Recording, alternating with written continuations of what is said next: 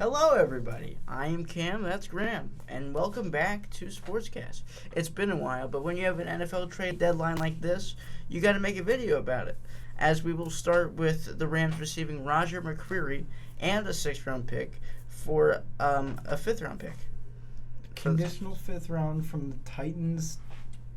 The Titans are in a weird spot right now because they have a lot of talent on that team, but they are also being held back by a lot of coaching difficulties, and it's not going well. This is an interesting trade. The Rams are going to benefit from this way more than the Titans will. I don't know what the conditions are on that 5th-round pick, but it's the Rams came out on top of this trade. Yeah, and Rams have needed a corner ever since Jalen Ramsey left. As we'll move on to the 49ers receiving Keon White and a 7th-round pick from the Patriots, as they've been needing a DN ever since Nick Bosa, and now Micah Williams is out for the season. I think that the Patriots are going to regret this probably. Being, sure, this is one of their lower guys on the depth chart. It's not that big a deal, but if the Niners see potential in him and he starts popping off in San Francisco, the Patriots will deeply regret this decision. And the Patriots love 6th-round picks, as they got another one for Kyle Duggar and a 7th. Steelers receiving Kyle Duggar and a 7th. That is huge for the Steelers. Kyle Duggar is a phenomenal safety. A 6th-round pick for, a B-tier safety. That's great value for Pittsburgh. Yeah. Pittsburgh needs defensive help. Duggar might be part of the key. I don't think he's the whole thing. But the Patriots, like I was just talking about, have a weird spot of what they're doing right now. And then we have the Eagles getting some corner help finally with trading for Michael Carter, and the Jets received John Mechie and a 6th-round pick. The Eagles, I can't tell what the Eagles are doing. Normally you can tell if they're actually going all in for another Super Bowl repeat or if they're just trying to rebuild. The Eagles are doing both at once, and it is the most confusing dynamic of what they're doing. And I don't know what the point of trading for John Mechie just to trade him right back and never use him was, but they ended up getting a corner out of it, so I guess it worked out in their favor. And then the Eagles went again and got another corner, Jair Alexander, which is a 2-time Pro Bowler, for a 6th-round pick. Oh, look. It's a picture I took of you the first time I ever came here. Ah! Look at you, so young and happy. Where do the years go? They're essentially just labeling Jair Alexander as a bag of Fritos. The Ravens don't deserve to be as hyped up as they are right now. I've seen so many people saying, the Ravens are going to come back and they're going to win the AFC North. I don't think so. I think the Steelers had that division pretty much sealed away. As much as that hurts you as a Browns fan, you have to agree with me. The Browns do have an easy schedule, but do not have a good coach, so we will probably win 3 games. Or a good quarterback starting right now. Speaking of not very good quarterback, the Dolphins traded away Jalen Phillips to, you guessed it, the Eagles. The NFC East was very involved in this trade deadline. The Dolphins did receive a 3rd-round pick, which I think is a very fair, win-win situation. Yeah, the NFC East was very involved in the trade deadline.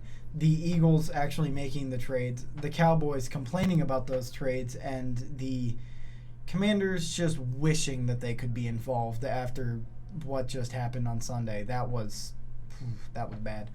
This just proves that Madden's trade logic doesn't make any sense, as you can get a 92 overall corner for a 7th-round pick. That's what it looked like with the with a couple of the trades that we were talking about earlier, especially the one with the Ravens. I know, it's crazy. Speaking of the Ravens, they got Draymond Jones for a 5th-round pick. They've been needing a defensive lineman ever since Mata Dubike is out for the season with a neck injury. That was a huge one. So, good for them getting the guy they needed. Before we move on, what is going on with the Titans right now? What are they doing? Remember, before the season started, everybody was so high on the Titans getting Cam Ward and getting no publicity for it, which that's a whole separate issue. But everybody thought the Titans were a decent contender, at least within their division, and they're contending for something. It's called the first overall draft pick again. To the point where it's like, oh, maybe the Titans should have drafted Jackson Dart instead. But maybe it's, hey, the Titans as an organization is terrible. The Titans are a train wreck, and that's if it wasn't for the small brain of Amari DiMercato, they would not have a win. Speaking of small brains, the Cowboys got Logan Wilson for a 7th-round pick. That is a pretty good move. Logan Wilson went from the 32nd ranked defense to the 31st. He leveled up. Good for him. That is a good addition for the Cowboys. Bengals should not have done that. I don't know what they're doing. What if the Bengals and the Cowboys swap defensive positions after this trade? And the Bengals move up to the 31st? That'd be kind of funny. It's just like wherever Logan Wilson is just cancer. It's just last, yeah. Next up, the Jaguars receiving Jacoby Myers for a 4th and a 6th-round pick. The Raiders need all the picks that they can get. They're not doing good right now. I was wrong in saying that the Raiders might be good. Looking at how their roster was lined up, Geno Smith is just not the play there. Pete Carroll just wanted to play with Geno Smith again, and it didn't work. This trade kind of reminds me of when they traded for Gabe Davis. I think it's very similar receiver types and kind of the same situation. You really need a receiver due to injuries. You go ahead and get a guy that you know is bigger and can catch well, and I think it's going to be a huge addition for their playoff push. But also, if you're the Jaguars right now, you can't just replace Travis Hunter and the just explosiveness that he can provide. But the Jaguars, like you said, are really just looking for a temporary fix, and I think that's what they'll get. The Colts, the biggest trade of the day, got Sauce Gardner for 2 first-round picks and A.D. Mitchell. I think this is a very win-win trade. Jets got a future and a terrible receiver, and the Colts got, hopefully, a prime Sauce Gardner. Yeah. Basically, this is my prediction right now. Colts win the AFC as it's looking right now, especially after this trade. That just helped their defense a lot. I don't think this would have happened if Charvarius Ward didn't bump heads during warm-ups and practice before a game and get a concussion. But here we are. This is reminding me of the Micah Parsons trade from right before the season starting. And we were talking about how we don't see Jets fans ever, but the few that we do see are not happy with this trade. Like, sure, they are getting 2 first-round picks, but they're going to Jets the picks anyway, and it's just not going to go well. And like I said, coming from the Colts, they're going to be really high picks, and it's not going to be worth much. Right. And then Rashid Shaheed went to the Seahawks. This is great for the Seahawks. Saints did get a 4th and a 5th out of it, which is somehow like the best pick value we've seen today. Except for Sauce Gardner, but yeah. Rashid Shaheed is a very solid receiver. Good for him for breaking out of the hellhole that is the New Orleans Saints. Yeah, the Saints are just sad. We're back to the Aints days, and it's not even hard to see. Like, they literally they swapped QBs at halftime against the Buccaneers, and it didn't do anything.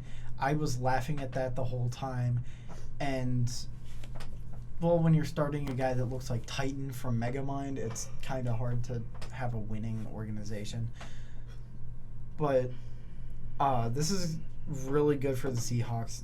They're another legit contender here, and that's a big push. And the Browns had one trade of the day. It was JTS going to the Bears for a 6th. That could work out well for the Bears. It's hard to tell. JTS doesn't get much playing time. He hasn't this year. That's why they only traded a 6 for him. They're not that big on him. They have better players. It's a weird world of, could he be good? Yes. Will he? That remains to be seen. Felt like they wanted to be involved in the trade deadline day and just said, screw it. Let's just do anything. Something. Yeah. Speaking of Browns trades, Tyson Campbell for Greg Newsome is looking like a good trade so far, because Greg Newsome has sucked at Jacksonville so far. Yeah. The Cowboys got Quinnen Williams to make their fans feel a little bit okay with the fact that Micah Parsons is no longer there, but they did give up a first round pick next year, a second round pick this year, and Mozzie Smith. They were just starting to get over hey, we just got 2 new first round picks. Sure, we don't have Micah Parsons anymore, but we have that. That was one of those picks that they just traded off. This is a strong take by me. I think Quinnen Williams is very overrated. I think he's been, ever since he's got in the league, he's one of the best D tackles. I don't really think that. Mm-hmm. He's not really performing up to the standards I've seen him try to. Yeah, it's not great. Well, he also was playing on the Jets, so it's a low bar. The Saints, they traded their one of their best O-linemen, Trevor Penning, to the Chargers for a 6th round pick for next year. I don't know how you could get a good O-lineman for that cheap, but go for it, I guess. If you're picking up an O-lineman for the Saints, it's very easy to tell. They're not good. They're a filler player that you might keep on the practice squad, maybe as a backup, but you're not starting any Saints O-lineman on any other team. And this is big for the Chargers after losing both Rashawn Slater and Joe Alt to season-ending injuries. And that will do it. That was a pretty interesting trade deadline. Very interesting to see the Colts make a big splash out of any team, but pretty entertaining. Could have been a few more. A lot of 6th round picks being traded, a lot of 7th round picks being traded for no reason. But there was quite a few transactions, better than last season, I believe. I give the trade deadline a 6.5 out of 10. I give it a 5. There's a lot wrong with this one. Well, here's our thoughts of the trade deadline. If you want to see more NFL content, let us know in the comments. We will see you in the next episode.